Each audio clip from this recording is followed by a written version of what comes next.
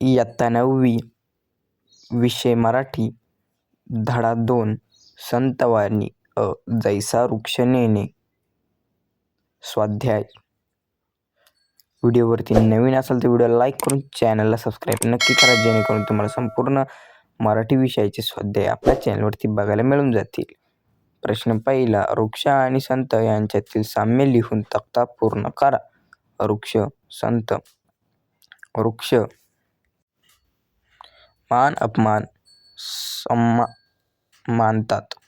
संत निंदा स्तुती समान मानतात.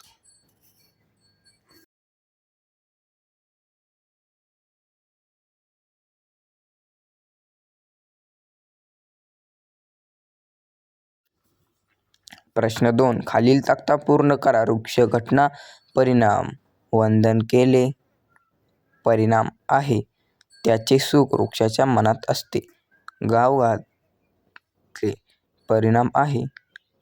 गाव घालणाऱ्याला तोडू नका असे म्हणत नाही.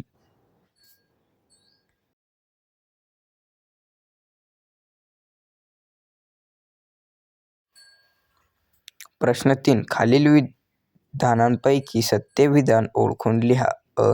संतांचे वर्णन वृक्षाप्रमाणे असते. आ. संतांना सन्मानाची अपेक्षा असते. इ. संत नुसती समान मानत नाही. इ. संत सुख आणि दुःख समान मानत नाही. उत्तर आहे अ. संतांचे वर्णन वृक्षाप्रमाणे असते. प्रश्न 4. खालील शब्दांचे समानार्थी शब्द लिहा. 1. वृक्ष, झाड. 2. सुख, आनंद. 3. सम, समान.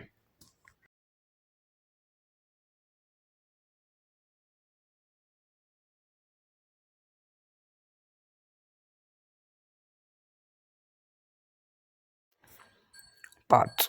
काव्यसौंदर्य. अ. अथवा कोणी प्राणी येऊन तोडीती तया न म्हणती छेदू नका. या काव्यपंक्तीचा तुम्हाला समजलेला अर्थ. अर्थ आहे वृक्षासाठी मान अपमान सन्मान असतात. कोणी येऊन वृक्षाची पूजा केली किंवा कोणी येऊन त्याच्यावर घाव घातला, या दोन्ही घटना वृक्षासाठी सर्वसामान्य आहेत. झाड त्या माणसाला मला तोडू नका असे म्हणत नाही.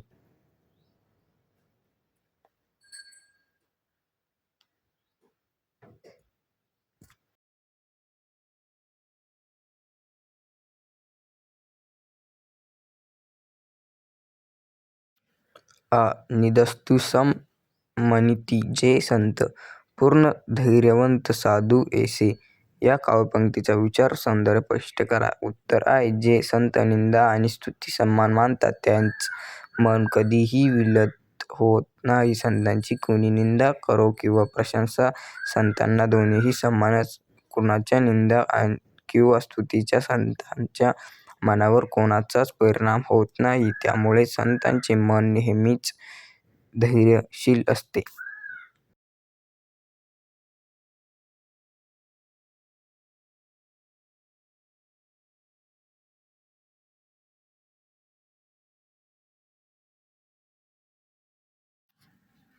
6.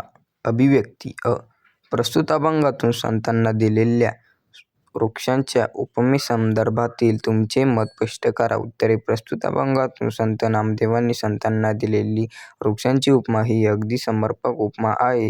ज्याप्रमाणे वृक्षांना मान अपमान सन्मान असतात, त्याचप्रमाणे संतांना स्तुती निंदा सन्मान असतात. वृक्षांची कोणी पूजा केली तरी वृक्षाच्या मनाला त्याचा आनंद वाटत नाही. तसेच वृक्षावर कोणी घाव घालत तरी वृक्षाला त्याचा राग येत नाही.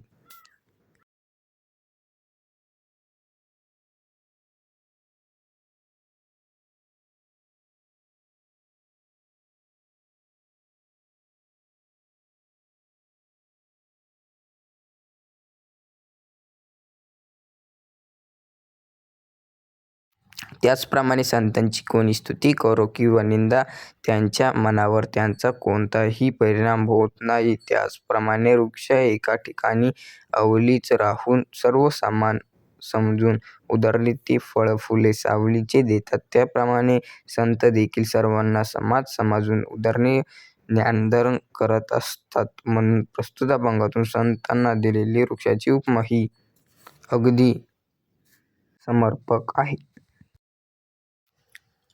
तुम्हाला आवडलेल्या कोणत्याही एखाद्या अभंगाविषयीची माहिती लिहा.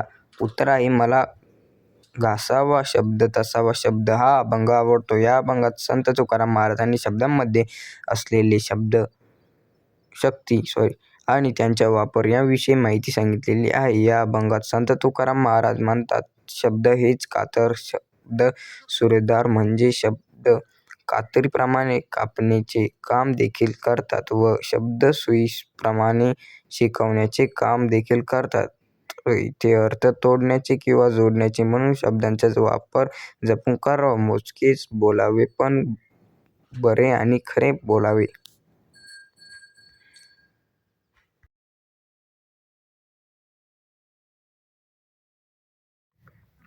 इथे प्रश्नांचे उत्तर लिहिताना पूर्ण अभंग लिहिण्याची गरज नाही. तरीही तुमच्या माहितीसाठी हा अभंग मी तुम्हाला लिहून दिलेला आहे. घासावा शब्द तसावा शब्द, तोलावा शब्द बोलण्यापूर्वी, शब्द हेच कातर, शब्द सुरेदार बेतावी, शब्द शास्त्रोद्धारे बोलावे मोजके, नेमके अखंब कावे ठेवावे, मन देश कांब पातळ बोलावे, खरे बोलावे खरे, कोणाचेही मन पाडू नये. हा अभंग मी तुम्हाला लिहून दिलेला आहे. हा पण तुम्ही लिहून घ्यायचा आहे. धैर्ला पंढरीचा चोर याचा पण स्वाध्याय ह्याच व्हिडिओमध्ये मी तुम्हाला दिलेला आहे. त्याकरता व्हिडिओ लाईक करून चॅनलला सबस्क्राईब नक्की करा, जेणेकरून तुम्हाला संपूर्ण स्वाध्याय असेच बघायला मिळून जातील. तर प्रश्न पहिला आहे, खाली दिलेल्या शब्दांसाठी अभंगात आलेले उपमा लिहा. विठ्ठल. विठ्ठल ही उपमा आहे ती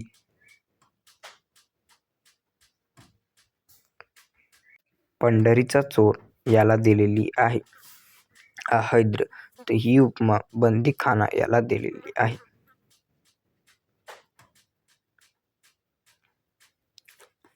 प्रश्न 2, जोड्या लावा. अ गट ब गट. 1. विठ्ठलाला धरले. भक्तीच्या दोऱ्याने. 2. विठ्ठल काकोली आला. उत्तरे तू म्हणजे मीच या शब्दाने. 3. विठ्ठलाच्या पायी घातली बेडी.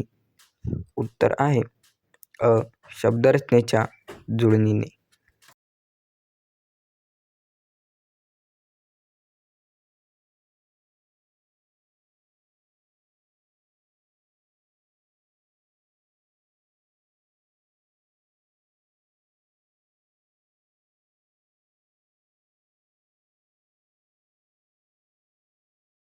प्रश्न 3, काव्यसौंदर्य. सौदाह शब्दाचा मारा केला. विठ्ठल काकोलीती आला या ओळीतील विचार स्पष्ट करा.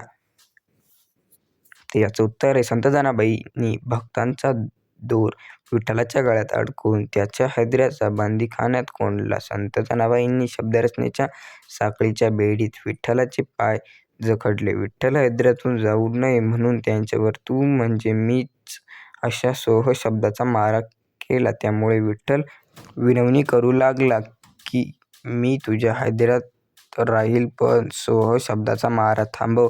श्री विठ्ठलाने कायम आपल्या हैद्रात वास करावा म्हणून संत जनाबाईंनी विठ्ठल सोह शब्दाचा मारा व त्याला परिणाम म्हणून विठ्ठल काकोलीती आला. जनी म्हणे बा विठ्ठला जीवे न सोडी मी तुला या ओळीतून व्यक्त झालेला संत जनाबाईंचा भाव स्पष्ट करा.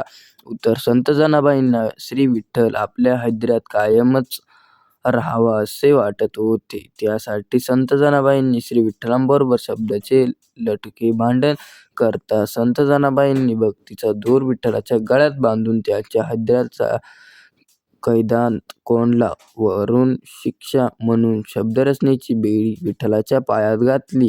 तितक्यावरच न थांबता जनाबाईंनी श्री विठ्ठलावर सोह शब्दांचा मारा केला व शेवटी विठ्ठल हैद्रातून जाऊ नये म्हणून त्याला जिवंत न सोडण्याची धमकी दिली. प्रस्तुत अभंगातून संत जनाबाईंच्या मनातील विठ्ठलाविषयीच्या कोणत्या भावना दिसू येतात ते सांगा.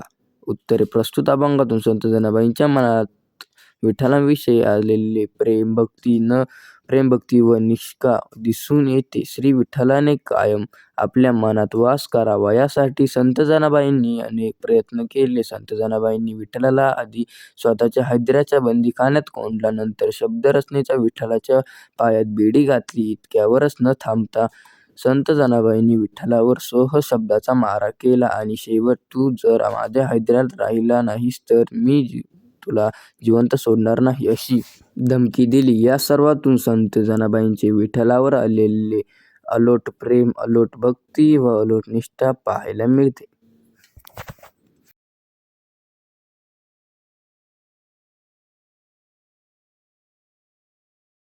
प्रश्न 4. अभिव्यक्ती मानवी जीवनातील निष्ठा, भक्ती आणि प्रयत्न त्यांचे असलेले महत्त्व तुमच्या शब्दात सांगा. उत्तरे: कोणतेही कार्य करीत असताना माणसाने आपल्या कार्यावर व ध्येयावर अपार निष्ठा व अपार भक्ती ठेवायला हवी. अपार निष्ठा आणि भक्ती ठेवल्याने कोणत्याही परिस्थितीत माणसाचे मन डगमगत नाही आणि त्याचाच परिणाम म्हणून मनुष्य ते कार्य करण्यासाठी अकोटाकाट प्रयत्न करतो व शेवटी हाती घेतलेले कार्य पूर्णत्वास येते. व्हिडिओ आवडला तर व्हिडिओला लाईक करून चॅनलला सबस्क्राईब नक्की करा, जेणेकरून तुम्हाला संपूर्ण मराठी स्वाध्यायाचे व्हिडिओ बघायला मिळून जातील.